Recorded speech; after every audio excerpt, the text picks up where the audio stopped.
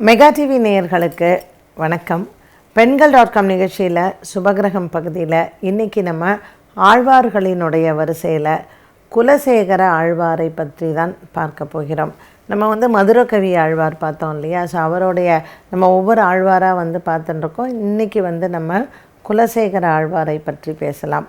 So Kulasekara Alvar எந்த காலகட்டத்தில் பிறந்தார்? இப்போ பெருமாளினுடைய திருமேனியில் இருக்கக்கூடிய அங்கங்கள் ஒன்றொன்றும் அவரினுடைய ஆபரணங்கள் ஒவ்வொன்றும் தான் ஆழ்வார்களாக அவதரித்தார்கள் அப்படின்னு நமக்கு தெரியும்.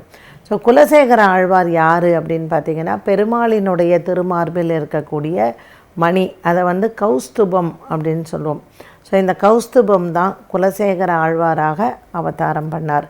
இப்போது நம்ம சொல்கிறோம் இல்லையா, கரூர் அப்படின்னு சொல்லி, அவர் திருவஞ்சிக்களம் அப்படிங்கிற இடத்துல தான் பிறந்தார்.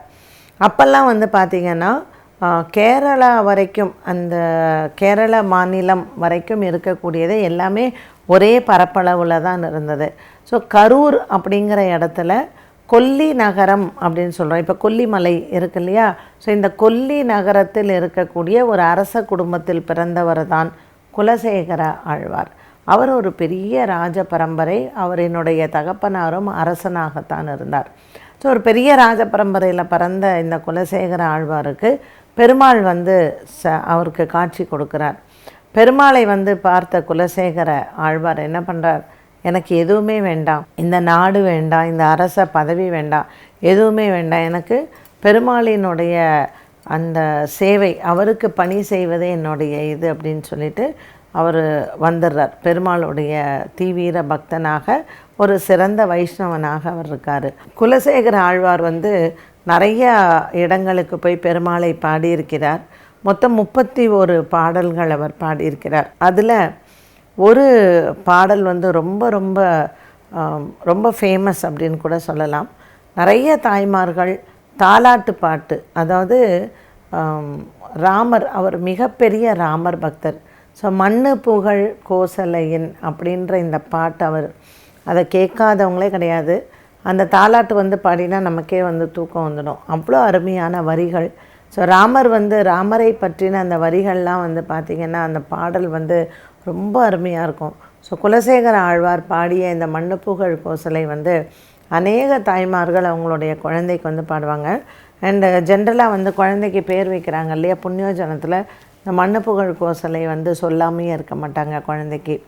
குலசேகர ஆழ்வார் ராமபக்தர், அவ்வளோ பெரிய ஒரு தீவிர பக்தனாகவும், ராமர் மட்டுமல்லாமல் திருவேங்கடத்தில் அவர் திருமலையில் போய் பெருமாளை பாடியிருக்கிறார். அதே மாதிரி ஸ்ரீரங்கத்தில் அவர் பெருமாளை பாடியிருக்கிறார். ஸோ குலசேகர ஆழ்வார் அவரினுடைய பாடல்களில் மயங்கிய பெருமாள் அவருக்கு என்ன வரம் வேண்டும் அப்படின்னு கேட்டார். அப்போது குலசேகர பெருமாள் சொன்னார், உன்னுடைய அழகை நான் பார்த்து உன்னை ரசித்து உங்கூடவே நான் இருக்கணும்னா எனக்கு இந்த முதல் படி எனக்கு நீ கொடுக்கணும் அப்படின்னு சொல்லிட்டு.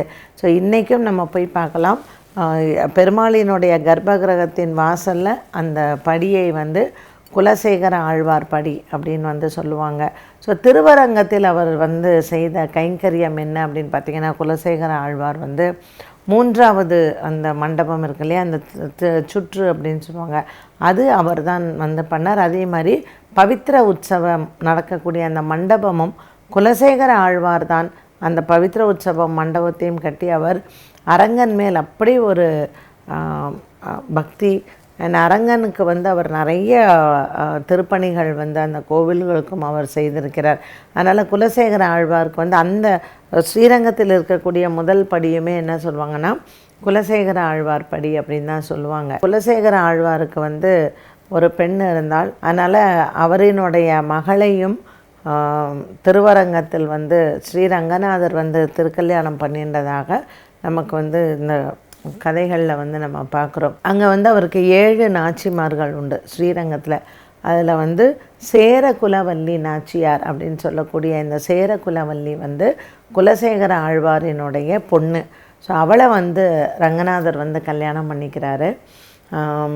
இங்கே ஸ்ரீரங்கத்துலேயும் சரி திருமலையிலையும் சரி குலசேகர ஆழ்வாருக்கு பெருமாள் ஒரு தனி இடத்தை கொடுத்திருக்கிறார். இவர் பாடின 31 பாடல்களும் பெருமாள் திருமொழி அப்படின்னு சொல்லக்கூடியதாக இருக்குது. ஸோ 4000 திவ்ய பிரபந்தத்தில் குலசேகர ஆழ்வார் பாடின இந்த 31 பாசுரங்களும் பெருமாள் திருமொழி அப்படின்னு சொல்கிறாங்க.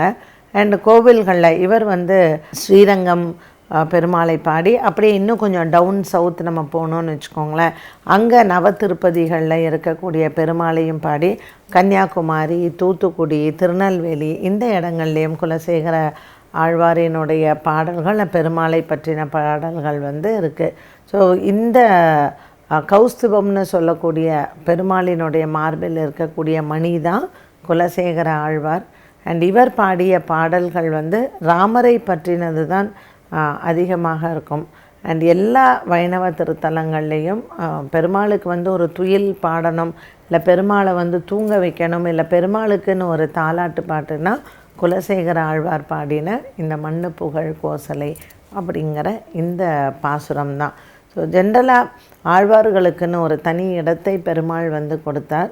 ஆழ்வார்கள் பெருமாளை பற்றி பாடலை அப்படின்னு சொன்னால் நமக்கு அந்த பெருமாளினுடைய ஒரு பெருமையோ அல்லது இந்த இடத்துல பெருமாள் இப்படி இருந்தார் அப்படிங்கிறதோ நமக்கு தெரியாது. ஸோ ஆழ்வார்கள் மூலமாகத்தான் நம்ம பெருமாளை பார்க்கிறோம்.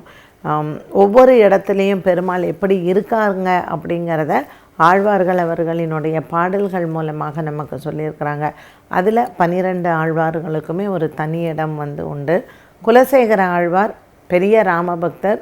அதோடு மட்டுமல்லாமல் திருவரங்கம் மற்றும் திருமலையில் இருக்கக்கூடிய பெருமாளை அவர் கேட்டுக்கொண்டதுனால அந்த படி குலசேகர ஆழ்வார் படின்னு இன்றைக்கும் முதல் படியாக அவர் பெருமாள் இடத்துலையே இருக்கிறார். அதனால் இந்த ஆழ்வார்களினுடைய பாடல்கள்லாம் நம்ம அனுபவிக்கிறது அப்படின்னு சொல்கிறது. அந்த பாடல்களை எல்லாம் நம்ம பாடும் பொழுதோ இல்லை மற்றவர்கள் பாடி நம்ம கேட்கும் பொழுதோ நாமளும் ஆழ்வார்கள் எப்படி பெருமாளை அனுபவித்தார்கள் அப்படியோ நாமளும் அப்படி பெருமாளை அனுபவிக்கலாம். ஸோ குலசேகர ஆழ்வார் 12 ஆழ்வார்களில் ஒருத்தர். அண்ட் இவங்க அந்த 4000 திவ்ய பிரபந்தத்தில் அவங்களுடைய பங்கு பெரிதளவாக இருக்குது. இன்று இந்த Pengal.com நிகழ்ச்சியில் குலசேகர ஆழ்வாரை பற்றின அந்த தகவலை பேசினதுக்குள்ள எனக்கு ரொம்ப ரொம்ப மனசுக்கு ஒரு ஆறுதல். இதெல்லாம் ஒரு புண்ணியம். நம்ம ஒரு ஆழ்வாரை பற்றி சொல்லுவதோ இல்லை அதை கேட்பதற்கோ நம்ம புண்ணியம் பண்ணியிருக்கணும்.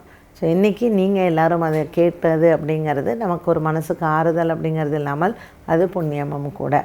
மீண்டும் உங்களை Pengal.com நிகழ்ச்சியில் சந்திக்கும் வரை நன்றி, வணக்கம்.